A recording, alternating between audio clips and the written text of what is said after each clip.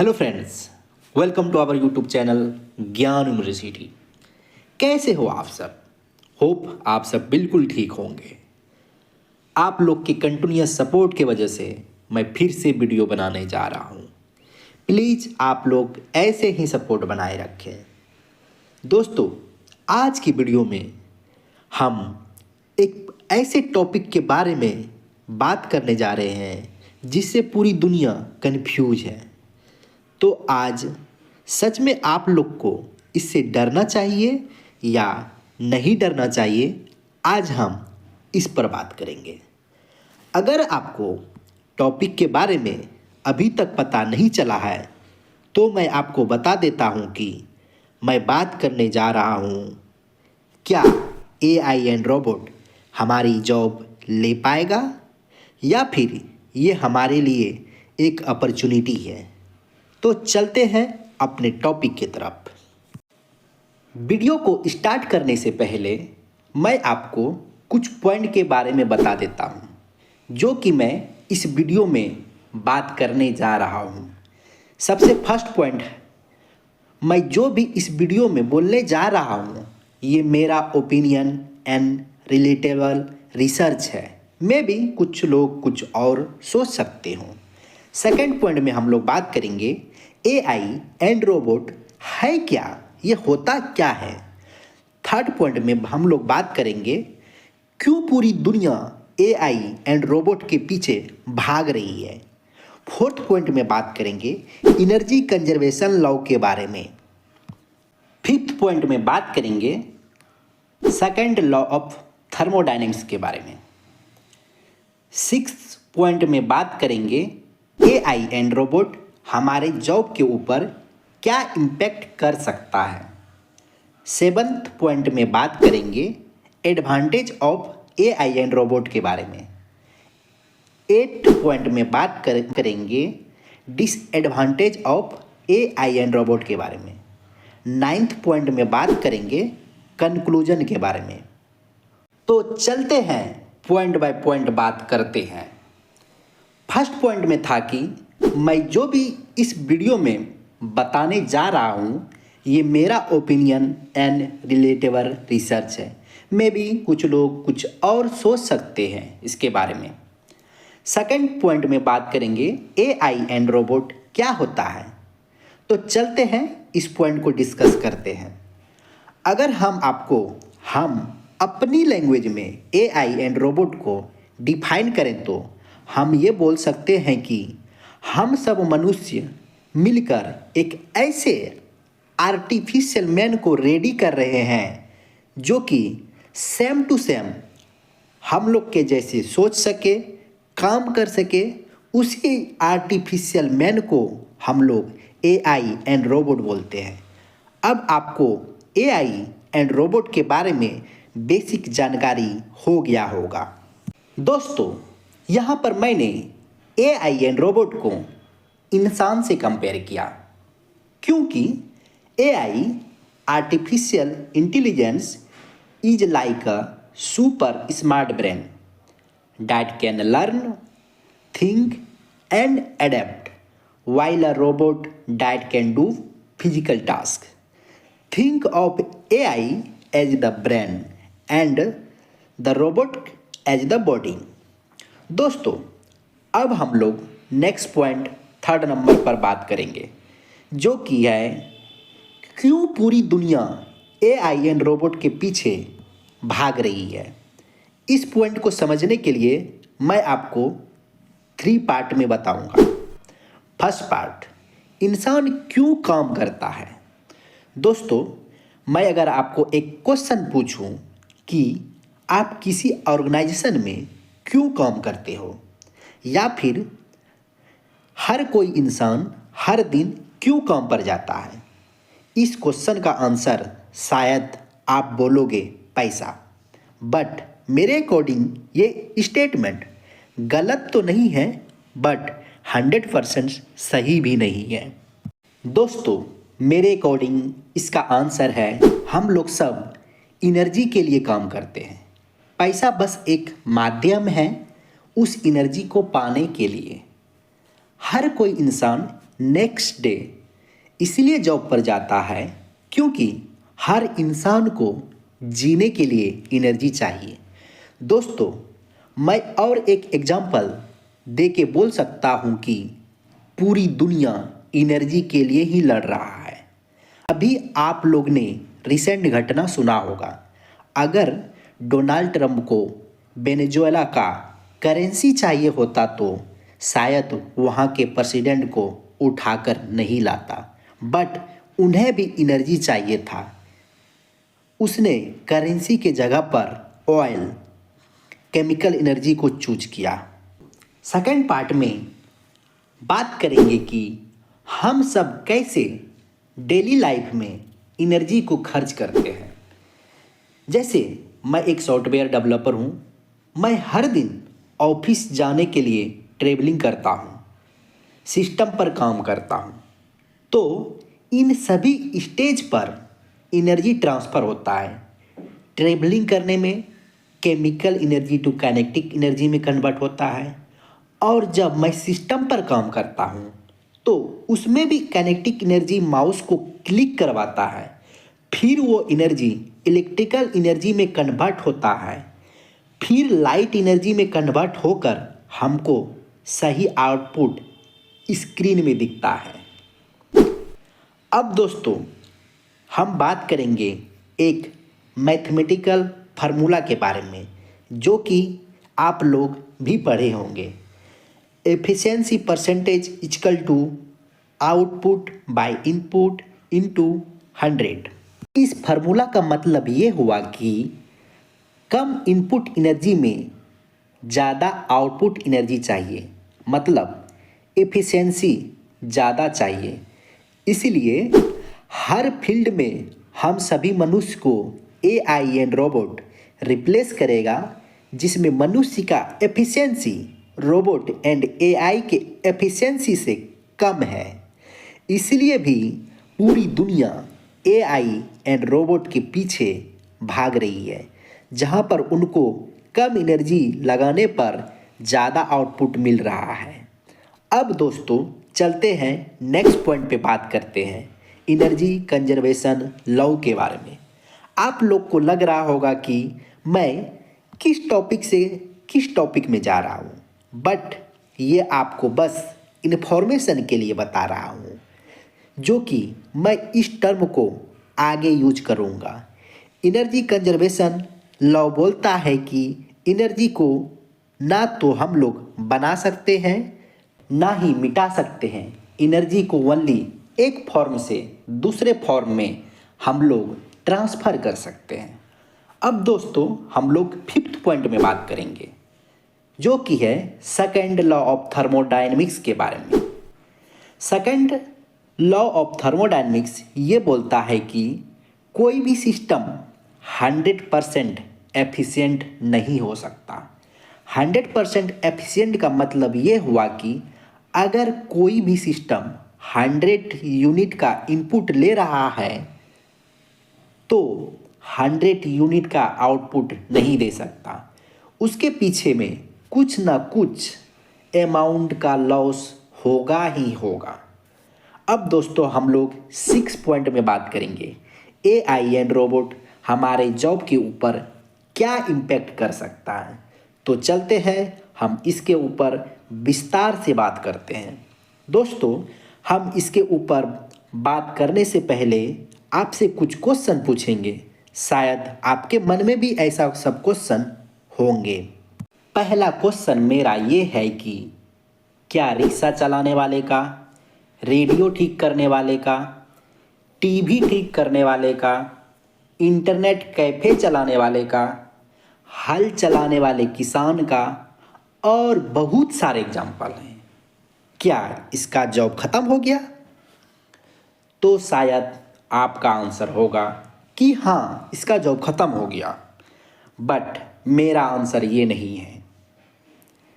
इसका आंसर ये है कि इसका जॉब ख़त्म नहीं हुआ और ना ही कभी हो सकता है, बल्कि उसका जॉब ओनली ट्रांसफ़र हुआ। ट्रांसफ़र का मतलब ये हुआ कि जो पहले रिक्शा चलाता था उसको मोटर रिक्शा चलाना पड़ेगा, या फिर जहाँ मोटर प्रोडक्शन होता है कंपनी में काम करना पड़ेगा। उसी तरह रेडियो टीवी ठीक करने वाले को मोबाइल एलसीडी ठीक करना सीखना होगा। फाइनली मेरा कहने का मतलब ये है कि किसी का जॉब ख़त्म नहीं हुआ, ओनली ट्रांसफ़र हुआ। और मैं ये भी बोलता हूँ कि जॉब कभी फुल्ली ख़त्म नहीं हो सकता। ये बात शायद आपको अच्छा ना लगे, बट ये बात हम आपको कुछ देर में समझा देंगे। दोस्तों, पैर से चलाने वाले रिक्शा से मोटर रिक्शा इसलिए आया क्योंकि मोटर रिक्शा में ज़्यादा एनर्जी नहीं लगता है और एफिशिएंसी ज़्यादा होता है, तो मोटर रिक्शा चलाने के लिए सीखना पड़ेगा। उसी प्रकार जब हम as a developer 500 times mouse को क्लिक करके कोई वेबसाइट रेडी करते हैं, उसमें उतना एनर्जी वेस्ट करते हैं, उससे अच्छा ये है कि किसी एआई से वेबसाइट डेवलप करो। तो एआई एंड रोबोट सीखना होगा क्योंकि पूरी दुनिया को एफिशिएंसी चाहिए। अब दोस्तों, सेकंड क्वेश्चन मेरा ये है कि पहले हर इंसान के पास टाइम रहता था, बट अभी किसी भी इंसान के पास टाइम नहीं है। तो मेरा क्वेश्चन ये है कि अगर इतना टेक्नोलॉजी आ गया, सब चीज़ रोबोट एंड एआई कर रहा है, तो इंसान के पास टाइम क्यों नहीं है? दोस्तों, इस क्वेश्चन का आंसर मैं नहीं दूंगा, क्योंकि इस क्वेश्चन का आंसर मैं दे चुका हूँ कि जॉब ख़त्म नहीं हुआ, बल्कि जॉब का ट्रांसफ़र हुआ। इसके अलावा आपको जो भी लगता है वो आप कमेंट बॉक्स में आंसर दें। अब दोस्तों, मैं ये बताऊंगा कि कैसे और क्यों जॉब ख़त्म नहीं हो सकता, ओनली ट्रांसफ़र हो सकता है। हम आपको पहले कुछ साइंस के लॉ के बारे में बताए थे, याद कीजिए। ये मैं 4th एंड 5th पॉइंट में बताया था। दोस्तों, अगर हम लोग कोई भी काम करते हैं तो या फिर किसी भी सिस्टम से काम कराते हैं तो उसमें एनर्जी लगती है, ये तो आपको पता ही होगा। जैसे मैं एग्जांपल के लिए बात करूं कि हम लोग कोई भी काम करते हैं तो वहाँ पे एनर्जी ख़त्म होता है और हम लोग को एनर्जी अपने खाने से मिलता है।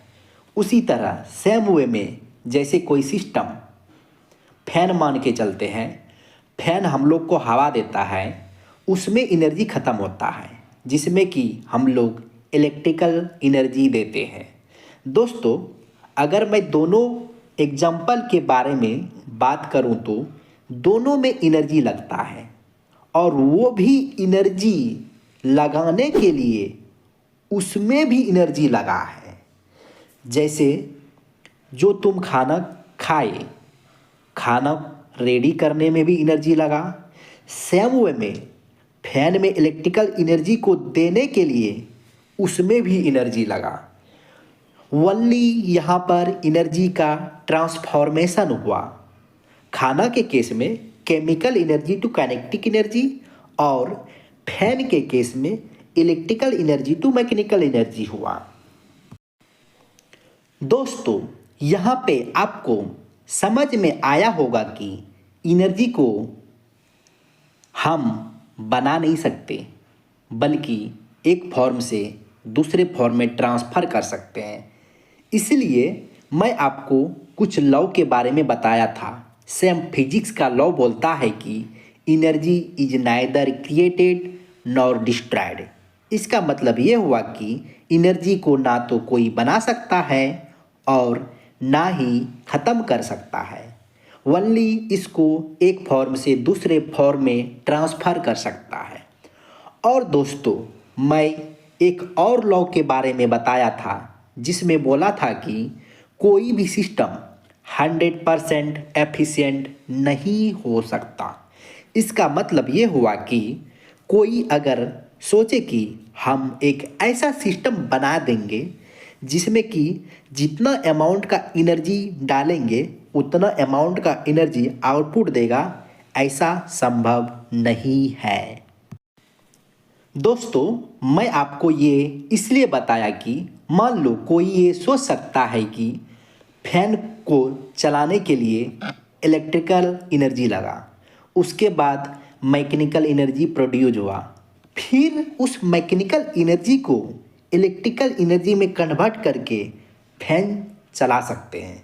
यस दोस्तों, फैन तो चल सकता है बट कुछ देर ही चलेगा, क्योंकि as per law system 100% efficient नहीं हो सकता, क्योंकि जब ये प्रोसेस करने जाओगे तो उसके बीच में कुछ ना कुछ एनर्जी लॉस होगा ही होगा। इसी लॉस के वजह से सब एनर्जी लॉस हो जाएगा और फैन कुछ देर के लिए ही चलेगा, उसके बाद बंद हो जाएगा। दोस्तों, मैं पूरे इस एग्जाम्पल में ये समझाना चाह रहा हूँ कि as per physics law energy को हम लोग बना नहीं सकते, ओनली ट्रांसफ़र कर सकते हैं। तो एनर्जी को ट्रांसफ़र करने में मनुष्य का ज़रूरत पड़ेगा ही पड़ेगा, क्योंकि हर काम को करने में कोई ना कोई एनर्जी लगता ही लगता है।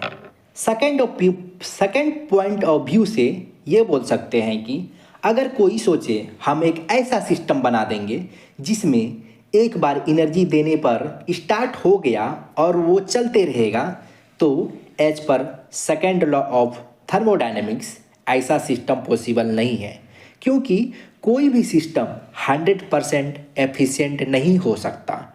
उसके बीच में कुछ ना कुछ अमाउंट का लॉस होगा ही होगा। अब दोस्तों, शायद आप समझ पा रहे होंगे कि रोबोट एंड एआई आपका 100% जॉब नहीं ले सकता, ओनली ट्रांसफ़र कर सकता है। ट्रांसफ़र का मतलब ये हुआ कि आज आप कुछ चीज़ कर रहे हैं तो कल आपको कुछ और काम करना पड़ सकता है। दोस्तों, अभी तक भी आप नहीं समझे हैं तो मैं एक और एग्जांपल दे के समझाने का कोशिश करता हूँ। मान लो कि अगर तुमको लगता है कि रोबोट एंड एआई सब कुछ कर सकता है, तो हम भी मान लेते हैं कि हाँ, सब कुछ कर सकता है, तो मैं भी एक रोबोट खरीद लूँगा एंड उस रोबोट को ट्रेन कर दूँगा कि वो फार्मिंग कर सके। अगर ऐसा कर पाता है तो मुझे शायद कोई जॉब करने का ज़रूरत ही नहीं पड़ेगा, क्योंकि हर इंसान रोटी, कपड़ा और मकान के लिए ही काम करता है। दोस्तों, अभी तक ये पॉसिबल नहीं है, फ्यूचर में भी ये पॉसिबल नहीं है, क्योंकि आपको भी कुछ ना कुछ जॉब करना ही पड़ेगा। क्योंकि अगर ऐसा हुआ तो सब कोई रोबोट एंड एआई खरीदने लगेगा। उस टाइम पर रोबोट एंड एआई का डिमांड बढ़ जाएगा और शायद हम सब रोबोट एंड एआई के फील्ड में काम करने लगेंगे, मतलब एनी हाउ काम करना ही पड़ेगा। दोस्तों, होपफुली मैं आपको बात समझा पाया। अब चलते हैं नेक्स्ट पॉइंट पे बात करते हैं, डिस्कस करते हैं, जो कि है advantage of AI and robot के बारे में। इसका पहला एडवांटेज ये है कि ये किसी पर्टिकुलर टास्क में ज़्यादा एफिशिएंट है। दूसरा है कि इसका यूज किसी डेंजरस वर्क में कर सकते हैं। थर्ड है कि इससे टाइम सेविंग होता है। फोर्थ है कि ये 24/7 काम कर सकता है। फिफ्थ है कि ये कॉस्ट इफ़ेक्टिव होता है, ओनली इनिशियल कॉस्ट हाई होता है। अब चलते हैं नेक्स्ट पॉइंट पर, disadvantage of AI and robot पर बात करेंगे। फर्स्ट पॉइंट, ह्यूमन क्रिएटिविटी की कमी। एआई सिर्फ वही करता है जो डेटा में दिया होता है, खुद से फील या क्रिएटिविटी नहीं होता। Second point, high cost. AI system बनाना, ट्रेन करना और मेंटेन करना इनिशियली हाई कॉस्ट होता है। Third point, dependency increase. ज़्यादा एआई यूज करने से ह्यूमन लेजी और डिपेंडेंट हो सकता है। Ethical issue, data privacy, misuse और रॉन्ग डिसीजन का रिस्क होता है। 5th point, no emotional intelligence, robot feeling, emotion और ह्यूमन वैल्यू नहीं समझ सकते। 6th पॉइंट है लिमिटेड डिसीजन पावर, रोबोट सिर्फ प्रोग्राम इंस्ट्रक्शन फॉलो करता है। 7th पॉइंट, दोस्तों इसका सबसे बड़ा डिसएडवांटेज ये है कि ये किसी पर्टिकुलर इफ़िशियंसी तक ही ठीक है। अगर ज़्यादा एफिशिएंट हुआ तो इसका लोग गलत यूज करेंगे। अब दोस्तों हम फाइनली लास्ट पॉइंट पर कंक्लूड करेंगे। AI and robot fast, accurate और कंटिन्यूअस काम कर सकता है, लेकिन उसके पास इमोशन, क्रिएटिविटी और मोरल अंडरस्टैंडिंग नहीं होता। इंसान स्लो हो सकता है पर सोचने, सीखने, डिसीजन लेने और सिचुएशन को समझने की यूनिक एबिलिटी रखता है। एआई एंड रोबोट ह्यूमन को रिप्लेस करने के लिए नहीं बल्कि उनकी हेल्प के लिए बनाया है। बेस्ट रिजल्ट तभी मिलता है जब human intelligence plus artificial intelligence मिलकर काम करे। इसलिए फ्यूचर एआई वर्सेस ह्यूमन का नहीं बल्कि एआई विथ ह्यूमन का है। एआई एंड रोबोट्स फास्ट हो सकता है, लेकिन डायरेक्शन हमेशा इंसान देता है। फ्यूचर उनका होगा जो एआई से डरेगा नहीं बल्कि एआई को यूज करना सीखेगा। याद रखो, एआई के पास डेटा है, रोबोट के पास पावर है, लेकिन इंसान के पास डिसीजन लेने का हक है। अगर आप मानते हो कि फ्यूचर एआई का नहीं, एआई के साथ ह्यूमन का है, तो वीडियो को लाइक करो, शेयर करो और चैनल को सब्सक्राइब करो।